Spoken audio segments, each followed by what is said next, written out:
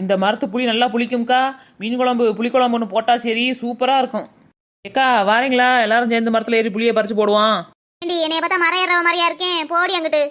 நீ வேணா இருக்கா? உமாக்கா கீதாக்கா வா மரத்தில் ஏறி புளியை பறிப்போம். நான் வரலடி, உமாவை கூப்பிட்டுக்கடி. சரி நீயாச்சும் வா உமா. இப்படி எல்லாரும் எது கேட்டாலும் நான் வர மாட்டேன், எனக்கு தெரியாது உனக்கு தெரியாது சொல்லுங்க. அப்புறம் நான் கொண்டாந்து கொடுத்தா மட்டும் வேகமாக வாங்கி சாப்பிடுவீங்க.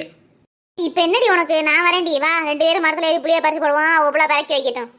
ஏய் உமா, அந்த புளிக்காண்டி காலை கையா உடச்சுடாதடி மரத்துல ஏறி. நீ சும்மா இருமா, மரத்துல ஏற போகும்போதே ஏதாவது சொல்லிக்கிட்டு இருப்ப.